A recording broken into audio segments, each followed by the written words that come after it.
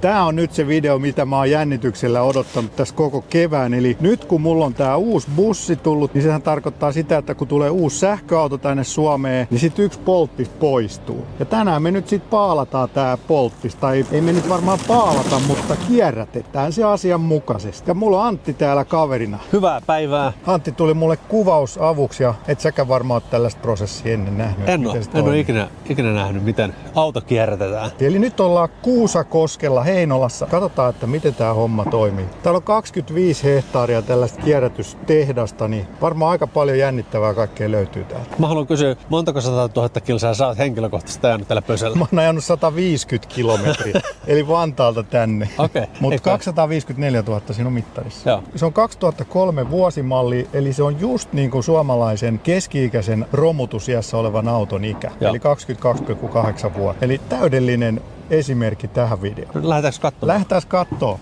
Hyvä. Hei. Tänne päin. Tänne päin. Kierrätä autosi vastuullisesti. Lisätietoja ja viralliset vastaanottopisteet autokierrätys.fi.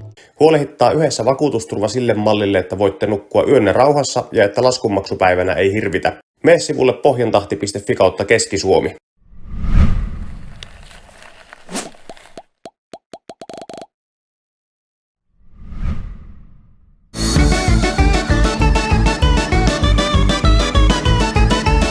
Jos ihmettelette, että minkä takia on ne kypärät ja suojalasit ja huomiovaatteet, niin kun mennään tehdasalueelle, niin pitää olla asianmukaiset varusteet.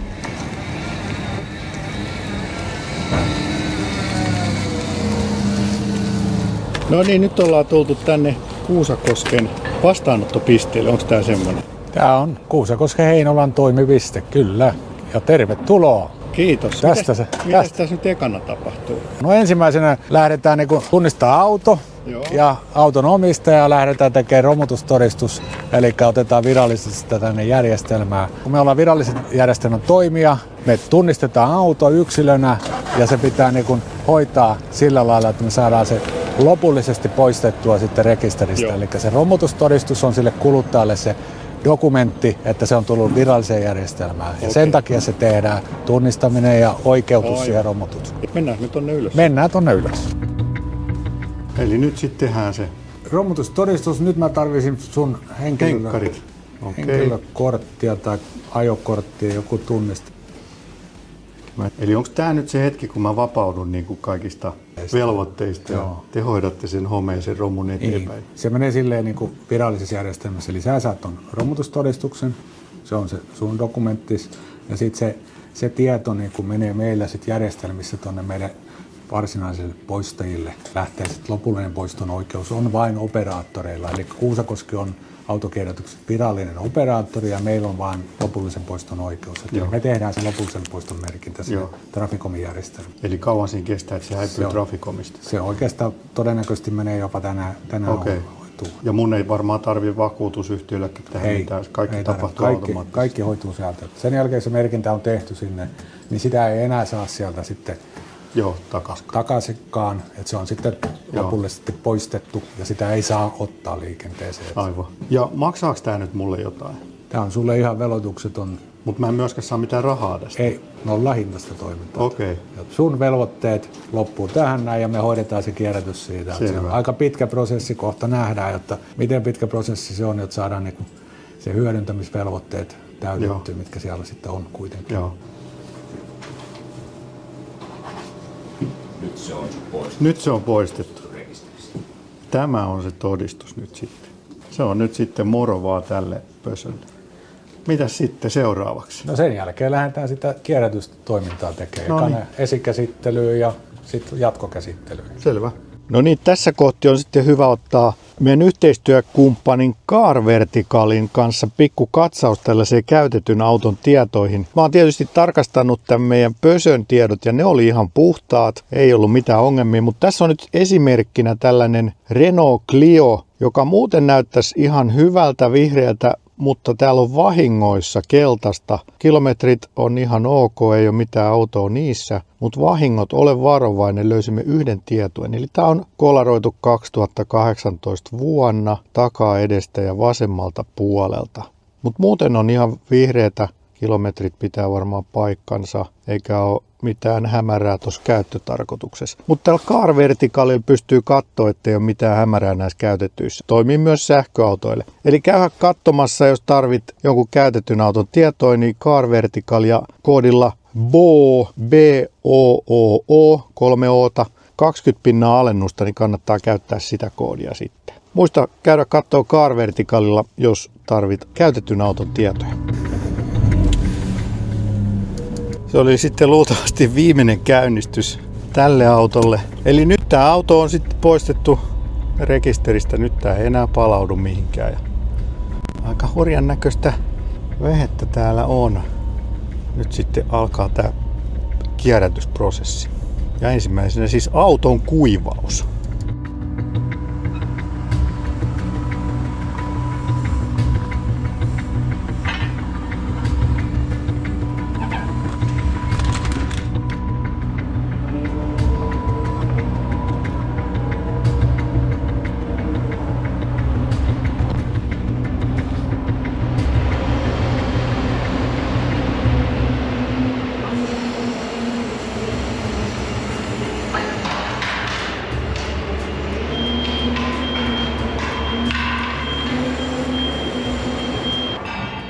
Se on menoa nyt.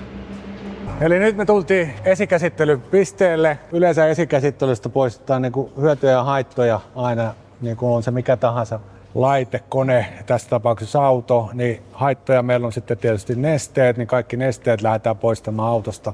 Eli öljyt Ja polttoaineet. Entäs jarrunesteet? Kyllä sieltä otetaan kaikki pois. Kaikki mitä lähtee. Niin. Katalysaattori otetaan erikseen sieltä, renkaat, akut ja se on oikeastaan tämä niinku esikäsittely. No mites tää sitten eroaa, jos tässä olisi nyt hybridiauto tai sähköauto? No meillä on ihan oma piste vielä niinku rakennettu sähkö- ja hybridiautolle. Mä oon yllättynyt, että se avattiin ihan pultista eikä vaan reikä. Tämähän oli suht ruosteetonkin yksilö vielä. Nythän tää tuli tänne, kun tää haluttiin, jotta niinku käydään tää kierrätysputki läpi, mitä tapahtuu, mutta jos niinku ajatellaan, miten se niinku menee niin tänä päivänä tuossa meidän maailmassa. Meillä on semmoinen digitaalinen alusta vielä niinku autokierrätykselle erikseen. Eli me lähetetään tuosta, kun romutustodistus tehtiin, niin me lähetetään tieto sinne digitaaliselle alustalle ja sieltä tulisi vastatieto meille, että onko tällä autolla uudelleenkäyttöpotentiaalia sen markkina-alueen sisällä, missä tämä auto on otettu vastaan. Joo. Ja jos sillä on, se nousee semmoiselle uudelleenkäyttölistalle 24 tuntia ja se pidetään siellä ja sitten nämä meidän purkamokumppanit, ketkä haluaa niin kuin mahdollisesti hyödyntää niitä osia, niin voisi olla niin kuin yhteydessä meihin tai siihen kyseiseen vastaanottopisteeseen ottaa yhteyttä, että hei, älä romuta sitä autoa tai älä kierrätä, että me haluttaisiin tätä. Eli ne ostaa sitten sen kokonaisen romun? Ne ostaa sen kokonaisuuden, tai ne arvioi, että okei, että onko siinä, ne saattaa pyytää lisätietoja siitä, että kerro vähän, että onko se aina kiinteä hinta niille vai vaihteleeko se sitten, onko se joku tarjouskauppa vai? No se on kahdenvälistä kauppaa, sitten käydään sitten mahdollisesti siitä, että niin, jos sieltä löytyy jotain sellaista potentiaalia. Niin voi olla silleen, että me vaan niin sovitaan meidän yhteistyökumppaneiden kautta, että ne vaihdetaan vaikka autosta autoon. Ne on vähän erilaisia niin kuin tapoja, mitä me tehdään. Niin kuin yleensähän purkamolla siitä lähtee ne jotkut osat ja sitten se jää sinne seisoo vuosiksi. Joo, ja niitä tulee sitten myös teille. Joo, ne tulee sinne. No nyt lähtee vissiin, mitäs sieltä lähti jäähdytysmies? Nyt lähti jäähdytys. Aikamoista teurastusta.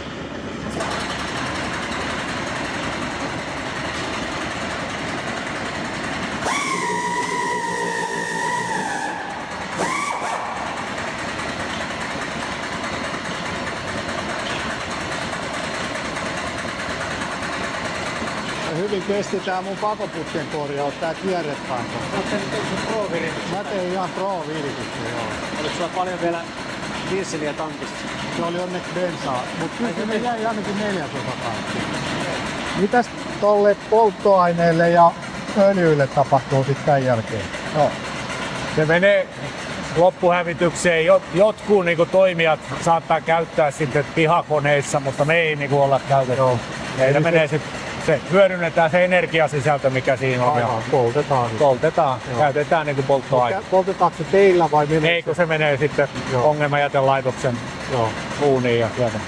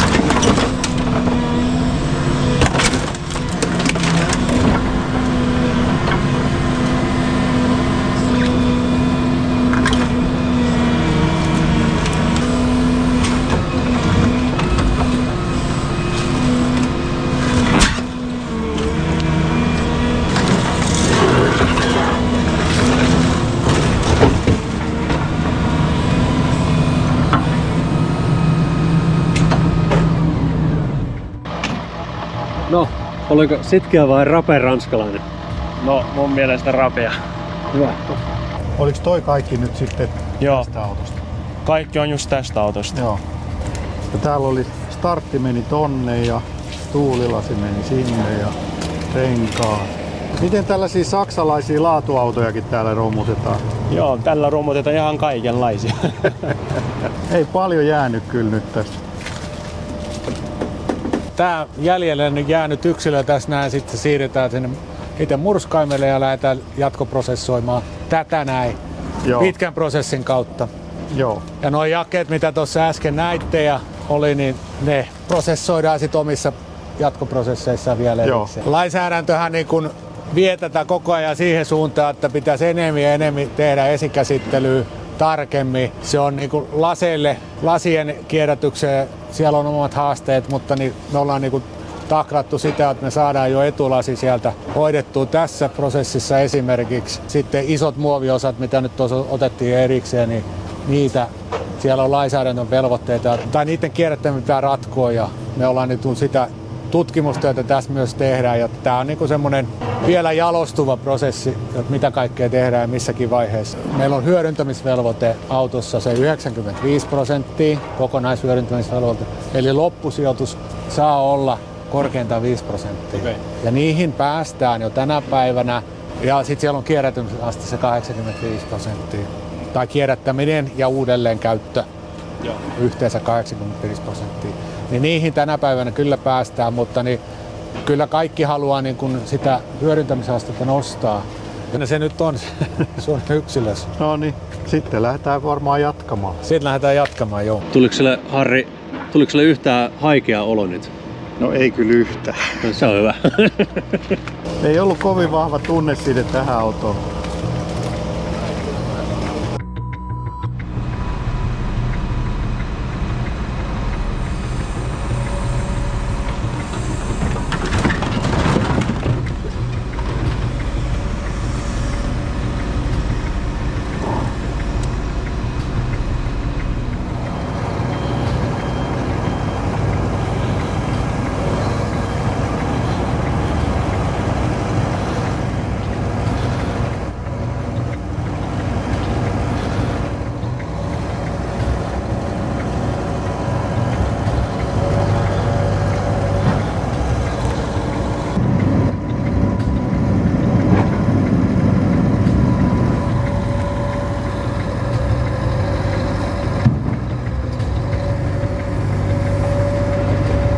Mitäs meidän pösölle nyt sitten tässä tapahtuu? Se jää tuohon hihnalle nyt.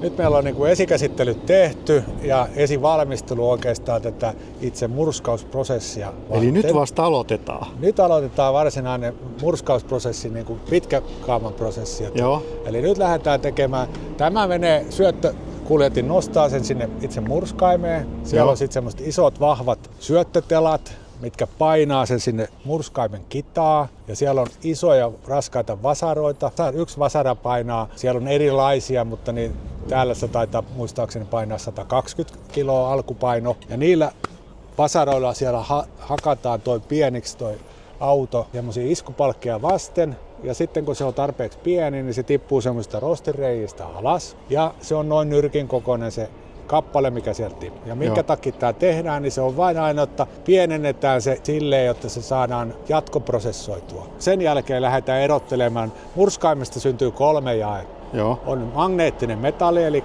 ferrousmetalli. Se saadaan magneetilla eroon. Siellä on semmoinen kuin kevyt jae. Se saadaan tuuliseulalla eroteltua, eli se puhutaan niin kuin rejektistä, Joo. jätteestä. Ja se menee sitten omaan prosessiinsa. Ja sitten 3. lopputuote tästä murskaimesta on semmoinen kuin NFR, eli ei-magneettinen metallijae. Eli tämä on valmis lopputuote sitten terästehtaalle. Meneekö nämä jollakin tietyille vai useille? Useimmille ne menee, mutta tietysti pyritään mahdollisimman paljon kotimaahan toimittaa, mutta niin onhan tämä niin kuin materiaalivirrat on kuitenkin ihan kansainvälisiä. On tää sähkömoottoreitakin sentään. Miten paljon sähköautoja tulee? Ei, sähköautoja ja hybridiautoja tulee vielä yksittäisiin kappaleina, mutta lähinnä ne tulee tuolta sit vakuutusyhtiöputkesta. Aivan. Niin, no jos vanhimmat alkaa nyt ole vähän yli 10 vuotta, niin Niin. ei ne vielä luonnollisesti. Tähän tulee sitten se jauhettu. Tänne tulee sitten se 1/3. Tässä on niinku sitten, siellä on aika pieni kasa tällä hetkellä, kun ollaan just putsattu tää näin. Tässä on se NFR, eli ei-magneettinen metallijae, mikä menee sitten. Siellä on myös muita jakeita, että siellä on niin kuin näkyy kumia, semmoista isompaa kappaletta. Ja tämä menee jatkokäsittelyyn ja tästä sitten ruvetaan jalostaa sitten niitä tiettyjä tuotteita. Siellä saattaa olla ruostumatonta terästä, kupparia, sinkkiä ja niitä sitten tuolla katsotaan kohta jatkoprosessiossa. Joo, eli kun se auto tai muu mikä tahansa on murskattu tuolla meidän murskaamolla, niin sitten tulee tänne meidän non-ferrous syötevarastoon ja täältä ne jatkaa tietä eteenpäin prosessiin, missä siellä on seulontaa, magnetointia, muuta tapahtuu sitten siellä eessäpäin jatkoprosesseissa, röntgenerottimia ja sensorierottimia vielä tuolla eespäin. Okei, eli sitten kun tämä NFR on seulottu eri kokoluokkiin, poistettu alitteet, sun muut, niin tässä sitten voidaan koko luokkia, niin tämä on XRT-laite, mikä kappaleen tiheyteen perustuen erottelee. Siellä säde tunnistaa kappaleen ja paineilmalla se ampuu ne haluttuihin paikkoihin. Okei. Joo, kappaleen tiheydestä erottaa sen, että kumpaa se haluaa tehdä. Mistä se tiheys saadaan? Se mittaa sen säteellä. Okei. Millä röntgensäteellä? Joo. Okei. Donitseja tulee. Donitsikone. Taas edellisestä prosessista eteenpäin saadaan ne raskaammat metallit sieltä, kuparia, sinkkiä, messinkiä. Nämä koneet röntgensäteen avulla tavallaan tunnistaa sen sitten alkuainetasolla. Okei. Ja me voidaan erotella se sitten sieltä aina eroon, mitä me halutaan, kupareita, messinkiä ja sinkkejä omaksi laadukseen. Joo. Tää on nyt se paalauskone, mutta ei tänne kyllä autoja paalata. Ei nähty auton paalausta. Eli nyt mennään sitten rosterierotukseen, mutta millä se sitten erotetaan, kun se ei ole magneettista? Siellä on semmoinen induktiivinen erotin, mikä tavallaan tunnistaa sen rosterin, se saa signaalin siitä, se samalla lailla paineilmalla puhaltaa. Okei. Rosterin puhtaus on kaksivaiheinen, että ensin ammutaan kaikki metallit tuohon tavarasta pois. Sitten ajetaan pelkkä rosterin sitä eroa.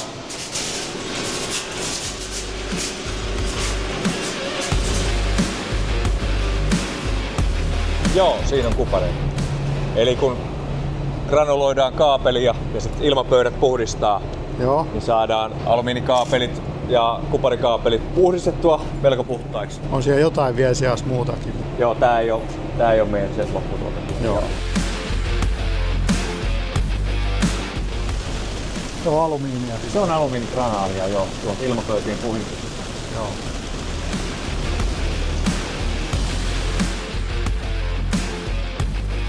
Siis teillä on niinku sähköllä toimivia nämä vehkeet? Kyllä, se Osittain. on sama juttu kuin tässä on uusi auto, niin pihalaitteet ja koneet sähköistyy kovaa vauhtia ja tämä on osa tätä meidän päästöjen leikkausta myös, että nämä isot laitteet, vaikka ne vaatii paljon energiaa, niin jämerällä piuhalla ja tällä lailla kiinteästi sähköverkkoon, niin Joo. saadaan toimimaan täysin päästöttömästi ja energiatehokkaasti. Eli tässä ei ole akkuja, vaan se vetää tuota kaapelia sitten perässään. Joo, eli päävirtalähde on tuo iso kaapeli, että kyllä siellä jonkinnäköiset akut on. Okei. Mutta nimenomaan näin, että toimiessa kiinteästi. Joo.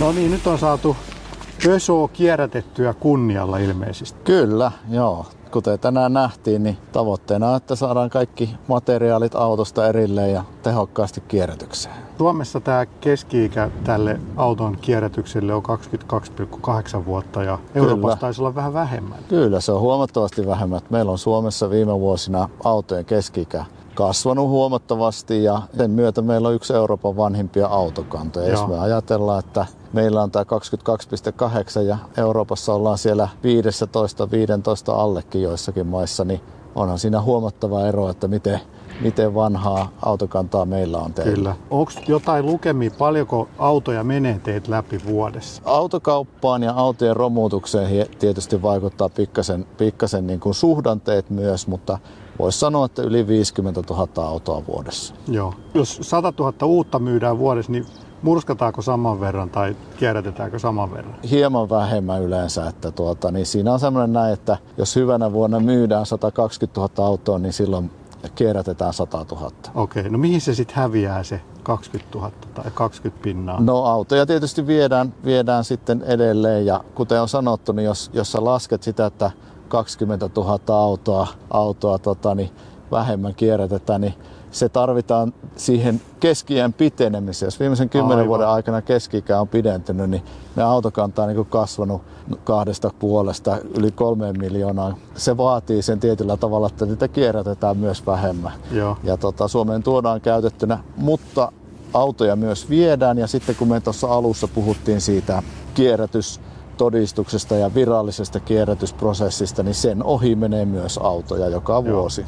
Että se selittää myös sitä epäsuhtaa tilastoissa. Joo. Tavallaan olisiko tavoite nyt saada vähän autokantaa pienemmäksi, että päästä Suomessa 2,5 miljoonaa takaisin? No en tiedä autokantaa pienemmäksi, mutta kierto se olisi nopeammaksi. Joo, että jos sieltä loppupäästä poistuisi pikkasen samaan tahtiin ja pikkasen nopeammin, niin se olisi hyvä juttu. Ja eikö tämä ole tavallaan vähän niin kuin kaivostoiminnalle niin kuin vaihtoehto myöskin tämä kierrättäminen, että kyllä, jos ei halua kaivoksia, niin sitten voi... Joo, se on vähän niin kuin tämmöinen pysäyttämätön kaivos, että mitä näitä raaka-aineita yhteiskunnasta vapautuu, kun oli ne sitten autoja tai kodinkoneita tai mitä tahansa muuta. Ja kun ne tälleen tehokkaasti kierrätetään ja saadaan hyötykäyttöön, niin esimerkiksi metallit voidaan käyttää moneen kertaan uudestaan. Niin jää malmit sitten maahan, että niitä ei tarvitse louhia.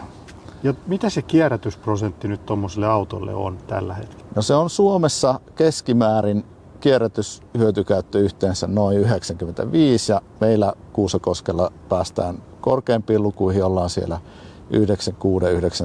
96-97 kieppeillä. Joo, eli kaikki metallit tietysti. Mikä se on se jäljelle jäävä muutama prosentti? No siellä on sitä hienoa aineesta, sitten on tiettyjä tekstiiliosia, tiettyjä lasijakeita, joita ei pystytä täysin kierrättämään ja hyötykäyttämään. Joo. Sen voi todeta tähän loppuun, että kun metallit kierrätetään tehokkaasti, niin sehän säästää hirveästi sitä ympäristöä, eli verrattuna primäärituotantoon metalleissa säästöä on jopa 95% energia- ja päästöissä. Ja sitten sen lisäksi tietysti, kun me saataisiin tätä meidän autokantaa nuorennettua, niin tällöin kun me kierrätetään nämä teräkset, niin ne on tuosta hyvin nopeasti sitten vaikka uuden sähköauton pelleissä nämä vanhan Peugeotin pellit. Että siis sanot sä nyt, että tästä mun pösöstä, niin siitä tulee nyt sähköauto seuraavaksi? Kyllä, sähköauton peltiin menee. Voisin vaikka sanoa, että jopa melko suurella todennäköisyydellä saattaa päätyä ne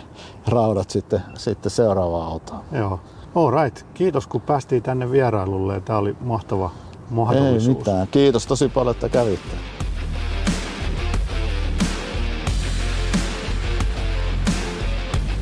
Nyt me ollaan painettu, Antti, täällä röitä melkein 4 tuntia täällä Kuusakosken kierrätysasemalla. Niin miltä se nyt näytti sun mielestä toi pösön kierrätys? Tämä oli eka kerta, kun mä näen ylipäätänsä auton kierrätystä, saatiin tämmöistä kierrätyslaitosta. Oli kyllä mielenkiintoinen. Aika monivaiheinen prosessi, mihin ne materiaalit sitten vielä tosta joutuu eteenpäin. Niin kyllä. Se ei ole ihan semmoinen sormia napauttamalla tapahtuva homma. Mutta aika hienot, vähän tuollaiset apokalyptiset maisemat oli tuolla. Tuollaisia ei kyllä näe missään muualla. Ja ne hallit oli suoraan jostain Terminaattori-elokuvasta. Niin hämäriä, missä tavaraa liikkuu. Ja kyllä. Erittäin mielenkiintoista. Kiitos, että pääsin mukaan katsomaan. No kiitos, että tulit kuvaamaan. Ja hienoa, että hommasit tommosen pösön tätä tarkoitusta varten. Kiitos Kuusakoski Oylle, että päästiin tänne katsomaan ja Suomen autokierrätys Oylle, joka järjesti tämän hienon visiitin. Ja nyt me lähdetään sitten tällä uudella sähköautolla, joksi varmaan pösökin muuttuu sitten. Uudelleen syntyy Stellantiksen sähköautona. Ja muistakaa, hyvät ihmiset, pistää teidän vanhat autoromut, jotka siellä pihojen perällä on pyörimässä, niin käykää työntämässä ne oikeanlaiseen kierrätykseen. Pois sieltä mäntyjen alta tai kuusen alta, tänne ne pitää tuoda. Ja tuodaan sitten ID-bussi tänne 15 vuoden päästä ja katsotaan, miten se kierrätetään. Niin, siinä on silloin jo lähemmäs 1 000 000 kilometriä mittaisessa. Niin no. Kiitos kun katsoit, käy kommentoimassa miltä näytti, käy tilaa kanava ja harkitse Bö Plus jäsenyyden tilaamista ja palataan seuraavaan sähköautovideoon. Bye bye! Bye bye! Kierrätä autosi vastuullisesti. Lisätietoja ja viralliset vastaanottopisteet autokierrätys.fi.